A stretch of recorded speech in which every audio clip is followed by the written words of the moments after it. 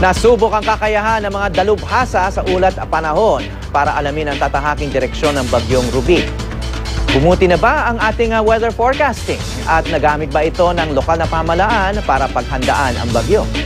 Nandito ngayon si Dr. C.P. David, I Am Ready Group Head at Professor ng National Institute for Geological Sciences sa UP Diliman para talakayin yan.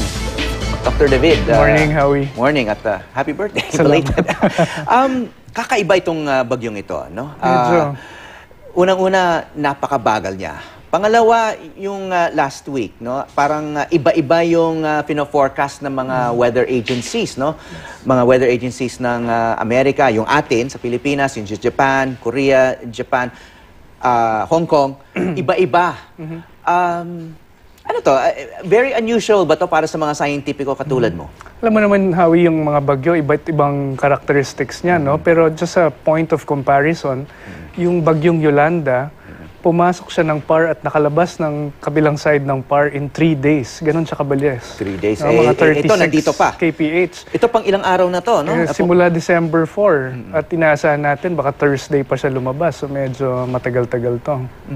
So, bakit? Bakit napakabagal? Kasi hindi naman ibig sabihin mas mahina ang bagyo kung mabagal. In fact, ano yun, nakakabahala yun, nakakatakot nga yun dahil mas marami raw ulan pag tumatagal sa loob ng Philippine Air Responsibility. Kumbaga, mas nakababad yung mga areas na tatamaan ng bagyo kapag napakabagal nitong sistema na to.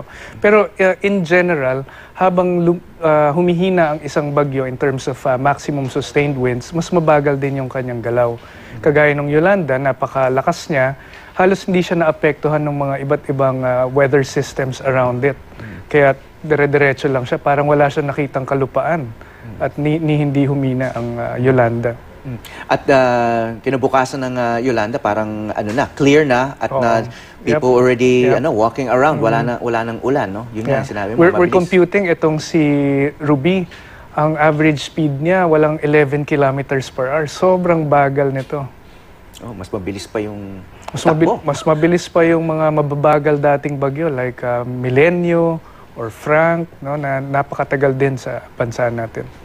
Okay, so i-compare natin kasi syempre importante rito yung reliability ng weather forecasting para makapaghanda ang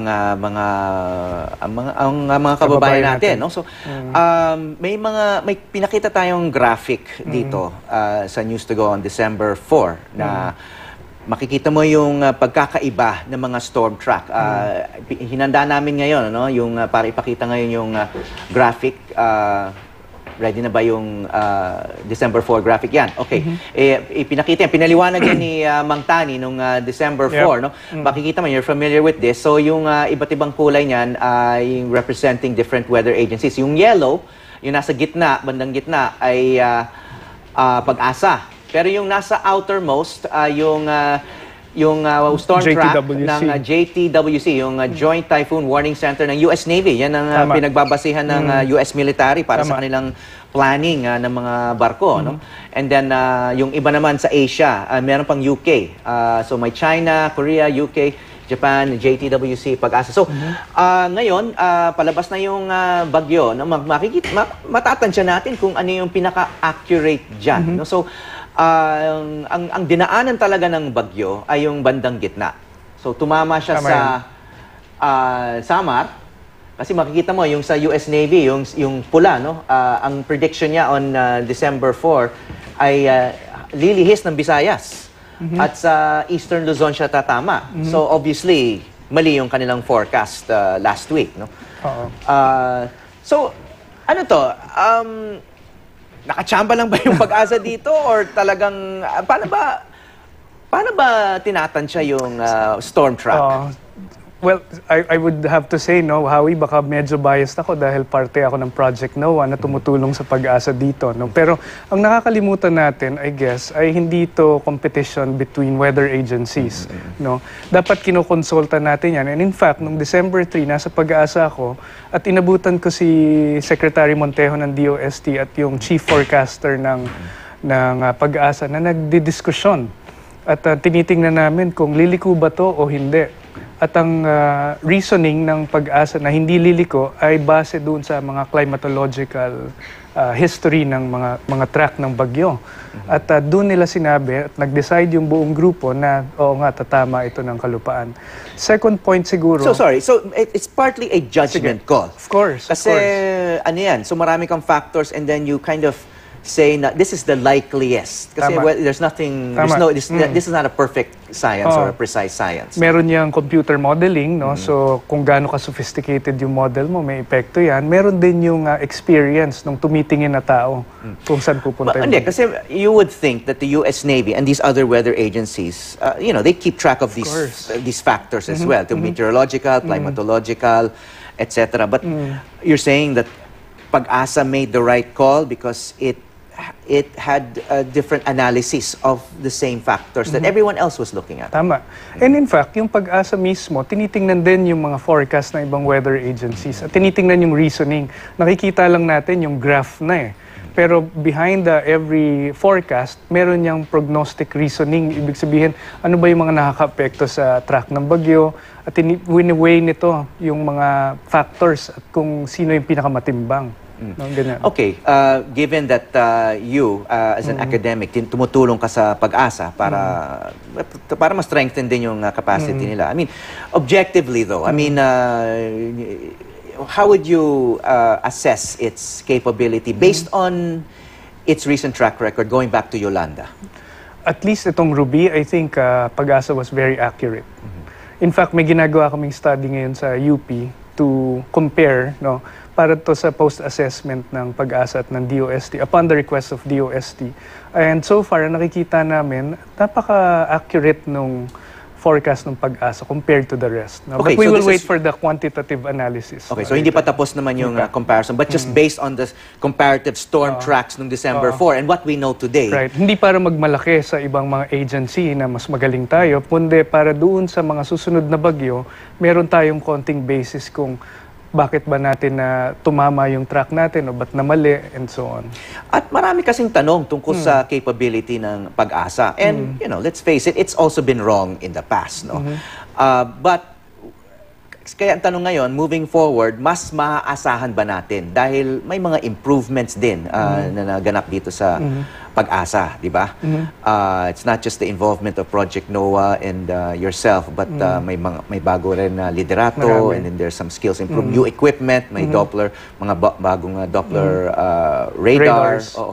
But going back to Yolanda, how did it perform then? Do you recall how... Tama rin. In fact, yung Yolanda mas madaling i-predict ng kaunti compared sa Ruby dahil nga sa sobrang lakas niya, dire-diretso lang siya, walang liku-liko. At very early on, lahat ng mga weather agencies, pareho na yung track nila. So doon naman, walang disagreement. Wala. Ang kakaiba lang dito sa Ruby is just the wide divergence ng mga forecast. Yung US Navy nga, sinasabi na yung unang forecast nila, hindi man lang tatama sa Philippine landmass. No? Hindi lang- Diretso yun pa. Yeah, hindi lang JTWC ito, kundi yung buong US Meteorological Agency. Paliko sila. And then slowly, nung nakikita nila na mukhang hindi liliko, doon na tumatama yung forecast nila. So yung prediction ng Pag-asa kung saan yung unang landfall is generally correct, no? Kasi Yeah. sabi na Eastern Summer weather, it's, Borongan or Dolores. thereabout. Magkakalapit lang naman yun, no? And then, na-predict din ba yung second and third landfalls? Yung second and third, medyo lumiko-liko yung bagyo eh. No, nung nandun na siya sa inner seas ng Pilipinas. Pero in general, tama pa rin. But napansin ko, matagal niyang fino-forecast na sa northern Mindoro magla-landfall imbis na sa mainland Luzon. Hindi no? tatama ng Luzon. Oo. But it went Lumihes. north a little bit. Hindi naman malayo doon sa Mindoro, pero tumama sa San Juan or Laia, no? Batangas. And then, And then lumabas ulit.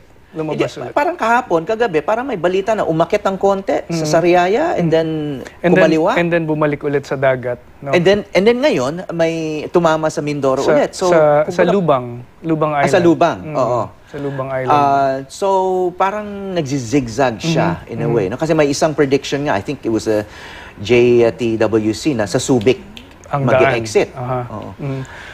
nakakalimutan natin, and I guess this is the final point dun sa argument kanina, na merong tinatawag na cone of uncertainty. Hindi ito isang linya, meron tong konting room for error at lahat ng weather agencies meron ito. Hindi lang natin napapansin dahil lang binobroadcast lang natin na palagi ay yung isang line, yung single track. Pero actually, merong 100 kilometers na ano yan, na buffer na pwedeng pumunta doon ng bagyo. Parang ano yan ang analogy ko dyan, parang trumpo na umiikot sa isang sahig na hindi pantay, tapos may mga hangin pa sa paligid, at habang bumabagal ito, mas hindi mo ma-predict kung saan pupunta yung trumpo. Ganon din yung bagyo. But at the same time, kailangan subukan i-predict kasi lives are at stake, kailangan paghandaan, you have to know where to deploy your resources, not just the government but even media. Kailangan malaman mo kung saan mo padadala yung mga reporter, mga crew, di ba? So in this case, kahit masasabi natin na hindi absolutely precise yung kahit kaninong forecast, hindi nalayo yung forecast ng pag-asa doon sa tunay na nangyari. Ito ang sinasabi lang nito na pwede nating asahan ang ating kakayahan at ang kakayahan ng pag-asa na tingnan at i-predict yung magiging weather system at outlook natin sa bansa. Okay. Thank you for that. Maraming salamat sa iyong analysis, Dr. C.P. David. I Am Ready Group Head dito sa GMA Network at Professor ng National Institute for Geological Sciences sa University of the Philippines. Thanks.